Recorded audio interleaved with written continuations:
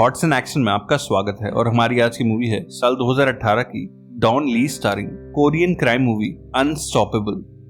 ये कहानी है एक रिटायर्ड गैंगस्टर की जो अपनी शादी के बाद एक शरीफ आदमी बन चुका है, पर जब कुछ गुंडे अपनी बुरी इंटेंशंस के साथ उसकी वाइफ को किडनैप कर लेते हैं तब इसे अपने पुराने वर्जन में वापस आना पड़ता है। तो चलिए चलते हैं सीधे अपनी आज की वीडियो की तरफ। पर आगे बढ़ने से पहले अगर आपने अब तक भी इस चैनल को सब्सक्राइब नहीं किया है तो प्लीज इसे अभी सब्सक्राइब कर लीजिए। तो ये कहानी शुरू होती है साउथ कोरिया में डोंग चुल नाम के आदमी से, जो समंदर के पास सी फूड और फिश डिस्ट्रीब्यूशन का काम करता है। डोंग पहले एक गैंगस्टर हुआ करता था, पर शादी के बाद अपनी वाइफ के कहने पर उसने वो लाइफ छोड़ के ईमानदारी से काम करना शुरू कर दिया। डोंग यहाँ अपने एक फ्रेंड चुन सिक के साथ काम करता है और एक दिन ये और चुन देखते हैं कि कैंग नाम का उनका यूनियन का लीडर एक आदमी को धमका रहा है क्योंकि उसने प्रोटेक्शन मनी पे नहीं करी। चुन डोंग को याद दिलाता है कि कैंग ने हमें और यहाँ काम करने वाले काफी लोगों को कई महीनों से सैलरी भी पे नहीं करी। पर डोंग को इस वक्त किसी लड़ाई में नहीं पड़ना होता और कैंग जब इनके सामने से गुजरता है तब डोंग उसके सामने रिस्पेक्ट में अपना सर झुकाता है।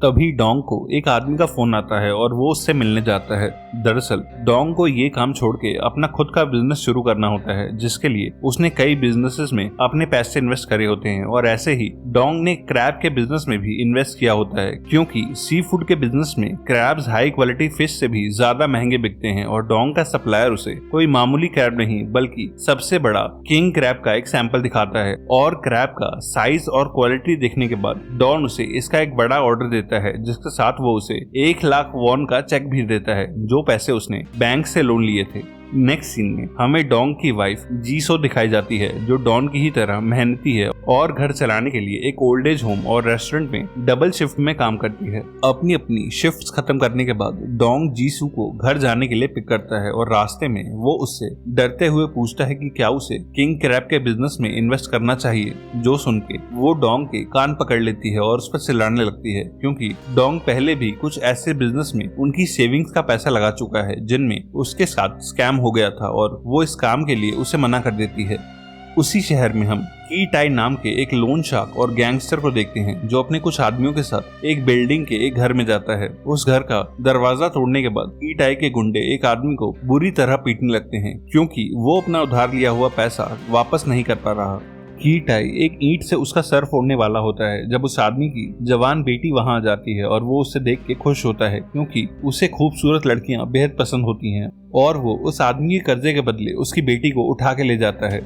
जब ये लोग उस लड़की को अपनी कार में जबरदस्ती उठा के ले जा रहे होते हैं, ठीक तभी उसी रोड से डोंग और जीसू वापस आ रहे होते हैं और एक ट्रैफिक सिग्नल पे की टाई की कार डोंग की कार को पीछे से टक्कर मार देती है। डोंग कार से बाहर निकल के अपनी कार पे आया डैमेज चेक करता है। वो की टाई के कार के ड्राइवर ड्यू सिक को इंश्योरेंस वालों से कांटेक्ट करने को कहता है ताकि कार रिपेयर करवाई जा सके, पर कार की बैक सीट पे की टाई ने लड़की को पकड़ के रखा होता है, इसीलिए ड्यू सिक उसे कुछ पैसे देके वहां से निकलने लगता है। जीसू देखती है कि उस कार के ड्राइवर ने डोंग के मुंह पे पैसे फेंके हैं और वो गुस्से में कार से बाहर आती है और डोंग को पुलिस को फोन करने के लिए कहती है। अब की टाई की नजर पहली बार जीसू पे पड़ती है और सनकी को वो भी बेहद पसंद आती है, इसीलिए वो कार से बाहर आता है और अपने ही ड्राइवर ड्यू सिक को बुरी तरह पीटने लगता है और जीसू से अपने ड्राइवर के लिए माफी मांगता है, जो देख के डोंग और जीसू वहां से चले जाते हैं।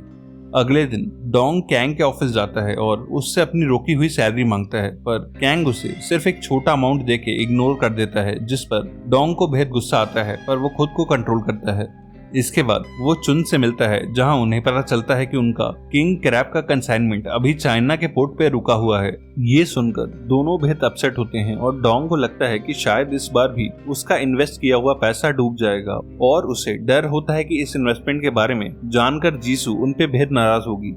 शाम को डोंग जीसू का बर्थडे सेलिब्रेट करने एक रेस्टोरेंट में जाता है और जीसू उसे ज्यादा पैसे स्पेंड ना करने को बोलती है और डोंग उसे किंग क्रैब बिजनेस के बारे में बता देता है और कहता है कि जल्द ही हमारी फाइनेंशियल प्रॉब्लम्स खत्म हो जाएंगी। पर जीसू ये सुन के बेहद ज्यादा गुस्से में आ जाती है और उस पे सबके सामने चिल्लाने लगती है, क्योंकि उसके अकॉर्डिंग डोंग ने बैंक से लोन लेके एक और बड़ा लॉस कर दिया है और डोंग जब उसका बर्थडे केक लेने जाता है तब तक वो कैब लेके घर चली जाती है। घर जाके जीसू को रियलाइज होता है कि उसने ज्यादा बोल दिया और वो डोंग को मैसेज करके कहती है कि वो उसके हर फाइनेंशियल डिसीजन में साथ है। जीसू का मैसेज पढ़ के डोंग खुश होता है और वो उसके लिए डिनर और केक पैक करवा के अपने घर जाने लगता है। रास्ते में डोंग को अपनी कार को रोकना पड़ता है क्योंकि लिम नाम का एक आदमी बीच रोड पे एक दूसरी कार से अपनी कार में कुछ सामान रख रहा होता है। असल में ये लिन की टाई का ही आदमी होता है और ये सब जानबूझकर किया जा रहा होता है ताकि डोंग घर जाने में लेट हो जाए। और इसी बीच की टाई का एक आदमी चोंग के घर में घुस के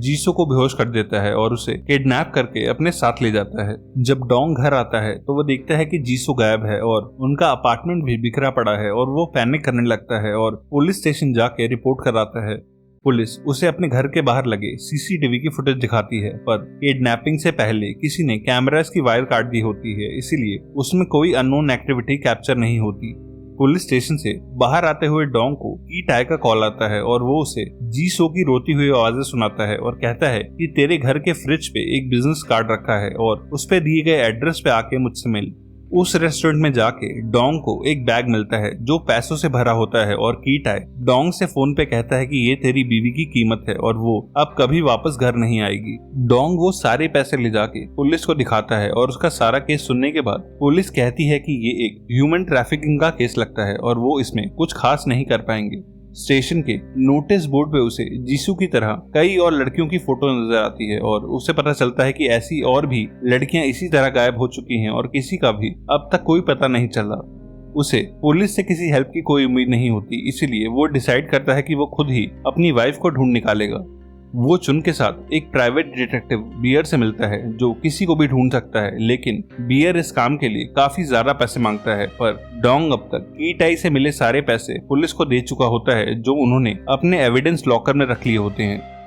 डोंग अब अपने पैसों के लिए कैंग के पास जाता है और अपनी अब तक की सारी सैलरी उससे मांगता है, पर कैंग हमेशा की तरह बहाने बनाने लगता है और जब उसका एक आदमी डोंग को ऑफिस से बाहर जाने के लिए पुश करता है तब डोंग उन्हें बुरी तरह पीटने लगता है और उसका ये रूप देखकर कैंग तुरंत उसके सारे पैसे दे देता है। पैसे लेकर डोंग और चुन बियर के पास वापस जाते हैं और उसे अपना काम शुरू करने को बोलते हैं। बियर सीसीटीवी की हेल्प से उस कार का नंबर प्लेट ढूंढ निकालता है जिसमें बैठ के एक आदमी डोंग का वो पैसों से भरा बैग रखने आया था और थोड़ी ही देर में ये उस कार के ओनर के घर तक भी पहुंच जाते हैं जो आदमी अल्कोहल और गैम्बलिंग का एक एडिक्ट होता है। वो आदमी उन तीनों को एक लोकेशन देता है जहां उसने जुआ खेलने के लिए अपनी कार बेची थी और ये तीनों उसी अंडरग्राउंड गैम्बलिंग एरिया में जाते हैं और वहां की लेडी डॉन से मिलते हैं, पर वो औरत इन्हें अपने क्लाइंट्स की कोई इन्फॉर्मेशन नहीं देती और अपने आदमी को बुला के इन पे अटैक करवा देती है। डोंग अपने पुराने वर्जन में वापस आ जाता है और उसके सभी आदमियों को बुरी तरह तोड़ने लगता है, जो देख के वो लेडी भागने लगती है पर चुन उसे रोक लेता है और फाइनली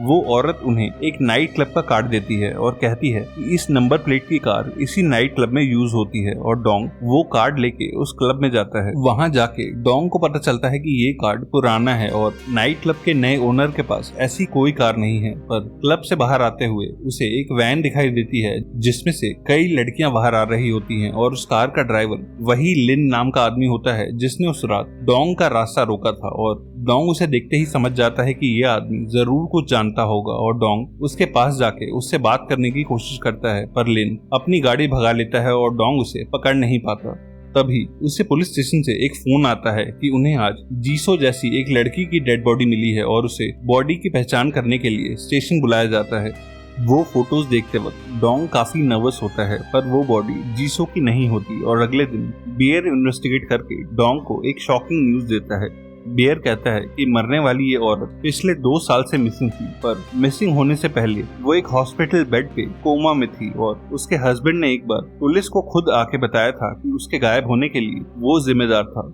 डोंग चुन के साथ उस औरत की फ्यूनरल सर्विस में जाता है और उसके हस्बैंड से मिलता है, जहां वो आदमी कहता है कि मेरी वाइफ 2 साल से कोमा में थी और उसके इलाज के लिए फंड्स इकट्ठा करने के लिए मैं एक टीवी शो पे भी गया था और उसी के कुछ टाइम बाद कीटाई नाम का एक गैंगस्टर मुझसे मिलने आया था। वो कहता है कि कीटाई ने मुझे भी अपनी वाइफ के लिए एक बैग भर के पैसे दिए थे और क्योंकि मेरी वाइफ पहले ही एक लाश की तरह थी इसीलिए मैंने वो पैसे रख लिए, पर आज मुझे इस चीज का सबसे ज्यादा दुख है क्योंकि मुझे अब पता चल रहा है कि मेरी वाइफ कुछ दिनों पहले तक भी जिंदा थी और मुझे कभी उसकी बॉडी का सौदा नहीं करना चाहिए था। डोंग के वहां से जाने से पहले वो आदमी उसे एक पैकेट देता है जिसमें उस गैंग के बारे में उसकी करी हुई 2 सालों की रिसर्च होती है, पर बाहर आके जब डोंग उन एविडेंसेस को देखने लगता है तभी वो आदमी बिल्डिंग से कूद के अपनी जान दे देता है क्योंकि वो अब अपनी वाइफ के बिना जीना नहीं चाहता था। उस इंफॉर्मेशन में डोंग को ड्यूसिक की फोटोज दिख जाती हैं और डोंग उसे एक्सीडेंट वाली रात से पहचान जाता है और उसके बिजनेस कार्ड के थ्रू वो उसके ऑफिस तक भी पहुंच जाता है।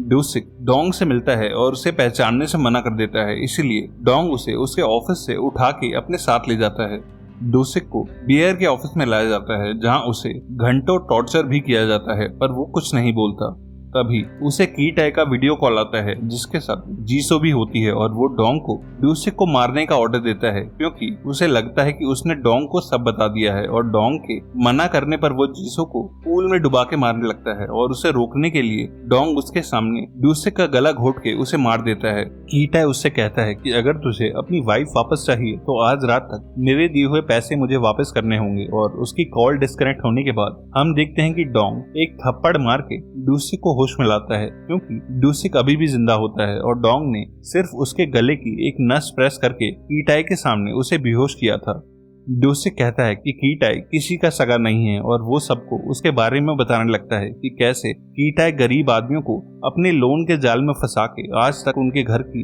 अनगिनत लड़कियों को किडनैप कर चुका है और इन लड़कियों को वो फॉरेन कंट्रीज में बेचता है और कई बार तो वो बस मजे के लिए ही लड़कियों को उठा लेता है और डोंग वो पहला आदमी है जिसने पैसे लेने से मना किया है। की टाई के दिए हुए पैसे अब भी पुलिस के पास होते हैं, इसलिए बियर और चुन दो बड़े प्रोसिक्यूटर्स बन के वो पैसे लेने पुलिस स्टेशन जाते हैं और पुलिस से कहते हैं कि वो पैसे हमारी इन्वेस्टिगेशन का पार्ट हैं। किसी को भी उन पे डाउट नहीं होता, पर पैसे उन्हें देने से पहले एक पुलिस वाला अपने सुपरवाइजर को फोन करता है और उसे पता चलता है कि इन पैसों के बारे में कोई इन्वेस्टिगेशन नहीं चल रही और चुन और बियर का झूठ पकड़ा जाता है और उन्हें अरेस्ट से बचाने के लिए डोंग पुलिस स्टेशन की पार्किंग लॉट में खड़ी एक कार में आग लगा देता है और ब्लास्ट के शोर का फायदा उठा के बियर और चुन बाहर आ जाते हैं और डोंग के साथ वहां से भाग निकलते हैं। नेक्स्ट सीन में हमें वो जगह दिखाई जाती है जहां की टाई सभी किडनैप लड़कियों को रखता है और डोंग उसे फोन करके उससे जीसो के बदले पैसे एक्सचेंज करने की जगह पूछता है। की टाई उसे वहां की लोकेशन देता है और अपने आदमियों से कहता है कि पैसे मिलते ही उसे मार देना। वहीं जीसो को एक खिड़की मिल जाती है और वो एक लड़की के साथ पूरी जान लगा के खिड़की की ग्रिल तोड़ देती है और थोड़ी सी जगह से बाहर निकल जाती है, पर दूसरी लड़की के बाहर आने से पहले ही एक किडनैपर उन्हें देख लेता है और जीसो को अकेले ही भागना पड़ता है। उस बिल्डिंग से निकल के जीसो रोड पे एक आदमी से लिफ्ट मांगती है और उसे पुलिस स्टेशन तक ड्रॉप करने को बोलती है, पर ब्लास्ट की वजह से स्टेशन के बाहर ट्रैफिक जैम लगा होता है और वो कार से निकल के पैदल ही पुलिस स्टेशन की तरफ भागने लगती है, पर स्टेशन के ठीक गेट पे की टाई और उसके आदमी उसे पकड़ के वैन में वापस डाल लेते हैं। उधर डोंग की टाई की दी हुई लोकेशन पे आ जाता है और बियर और चुन को बाहर रुकने का बोल के बिल्डिंग के अंदर जाता है और अपने सामने आने वाले की टाई के हर आदमी को वो बुरी तरह पीटता है और की टाई का लंबा चौड़ा बॉडीगार्ड भी उसे नहीं रोक पाता। डोंग उस रूम में भी घुस जाता है जिसे लिन गार्ड कर रहा होता है, पर इस सब के बाद भी उसे अपनी वाइफ नहीं मिलती और की टाई के कहने पर उसके आदमी सभी लड़कियों को वैन्स में भर के यहाँ से दूसरी जगह शिफ्ट कर रहे होते हैं, जो देख के बियर और चुन पुलिस को फोन कर देते हैं और पुलिस के आने से पहले खुद ही गुंडों से लड़के उन लड़कियों को वैन्स को वहाँ रोक के रखते हैं। थोड़ी ही देर में पुलिस भी वहाँ जाती है और सभी लोगों को अरेस्ट करके लड़कियों को रेस्क्यू कर लिया जाता है। डिसअपॉइंटेड डोंग जब वापस जा रहा होता है तभी सामने से उसे की टाई बिल्डिंग की तरफ आते हुए दिखता है, जिसकी कार में इस वक्त जीसो भी होती है और की टाई का ड्राइवर अपनी कार को डोंग से दूर भगाने लगता है, पर डोंग उनका पीछा नहीं छोड़ता और एक फ्लाईओवर पे वो उनकी कार को रोकने के लिए उनके आगे आ जाता है, जिससे डोंग की कार फ्लाईओवर से नीचे गिर जाती है। ये देख के की टाई अपनी कार में से एक कुल्हाड़ी लेके डोंग को खत्म करने जाता है, पर डोंग उसे सनरूफ से कार के अंदर खींच लेता है और बुरी तरह पीटने लगता है। वो की टाई को कार से बाहर भी फेंक देता है और उसके माफी मांगने पर भी नहीं रुकता और उसे तब तक मारता है जब तक वो बेहोश नहीं हो जाता। इसके बाद डोंग उसकी कार में जाके जीसो को जगाता है और उसे जिंदा देख के बेहद खुश होता है। तभी वहां एम्बुलेंस और पुलिस की कार्स भी आने लगती हैं और की टाई और उसके सारे गैंग के अरेस्ट के बाद डोंग नेशनल हीरो बन जाता है, जिसका चेहरा न्यूज में भी आने लगता है। इन दी एंड वो किंग क्रैब की शिपमेंट फाइनली साउथ कोरिया पहुंच जाती है और अपनी इन्वेस्टमेंट की वजह से डोंग को 20 गुना प्रॉफिट होता है और वो और जीसो अब फेमस होने के साथ साथ अमीर भी हो जाते हैं और अपना खुद का एक किंग क्रैब का रेस्टोरेंट खोलते हैं। एक और ऐसी ही कोरियन क्राइम मूवी के लिए लेफ्ट या राइट वाली वीडियो पे क्लिक करना। तब तक के लिए stay safe and keep watching thoughts and action.